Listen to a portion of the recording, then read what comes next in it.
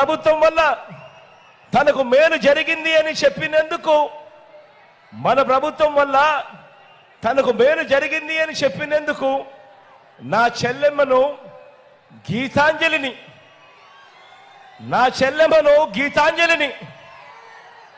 బడుగు బలహీన వర్గాల నుంచి వచ్చిన చెల్లెమ్మ గీతాంజలిని మన ప్రభుత్వం వల్ల తనకు మంచి జరిగింది అని తాను చెప్పిన ఒకే ఒక్క పాపం, తాను చెప్పింది అని సోషల్ మీడియాలో అది వచ్చిందని ఆ సోషల్ మీడియాలో సైకోలతో వేధించి ప్రాణం తీసిన నీకంటే పెద్ద శాడిస్టు ఈ రాష్ట్రంలో ఎవడైనా ఉంటాడా చంద్రబాబు అని అడుగుతా ఉన్నాను. రాష్ట్రం ఇదే బడ్జెట్, అప్పులు కూడా, అప్పుల గ్రోత్ రేట్ కూడా అప్పటికన్నా ఇప్పుడే తక్కువ.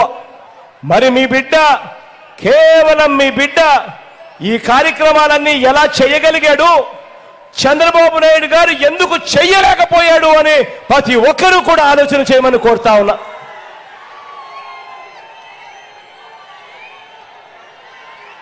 కాబట్టే మన జెండా తలెత్తుకొని ఎగురుతా ఉంది. వారి జెండా మరో 4 జెండాలతో జత కట్టినా కూడా ఎగరలేక కింద పడతా ఉన్న పరిస్థితి కనిపిస్తా ఉంది. రాష్ట్రంలో ఎప్పుడు చూడని విధంగా, గతంలో ఎప్పుడు జరగని విధంగా 13 జిల్లాలను 26 జిల్లాలను విస్తరించాం. ఎప్పుడు జరగనట్టుగా ఈరోజు ప్రతి గ్రామంలోనూ సచివాలయాలు కనిపిస్తా ఉన్నాయి, ఆర్బీకేలు కనిపిస్తా ఉన్నాయి, విలేజ్ క్లినిక్లు కనిపిస్తా ఉన్నాయి, ఇంగ్లీష్ మీడియం బడులు కనిపిస్తా ఉన్నాయి. రాష్ట్రంలో ఎప్పుడు జరగని విధంగా ఈరోజు రాష్ట్రంలో కొత్తగా మరో 4 సీపోర్ట్లు ఈరోజు వేగంగా నిర్మాణంలో ఉన్నాయి. రాష్ట్రంలో ఎప్పుడు జరగని విధంగా ఈరోజు రాష్ట్రంలో 10 కొత్త ఫిషింగ్ హార్బర్లు ఈరోజు వేగంగా నిర్మాణంలో ఉన్నాయి. కొత్తగా 6 ఫిష్ ల్యాండింగ్ సెంటర్లు వేగంగా నిర్మాణం జరుగుతూ ఉన్నాయి.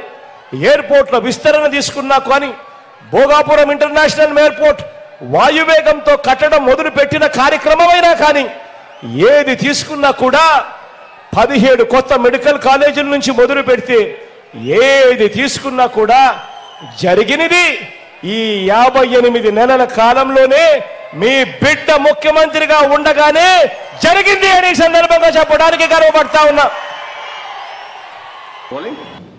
Do subscribe Saksham Vizag, watch, like, share and comment. Thank you.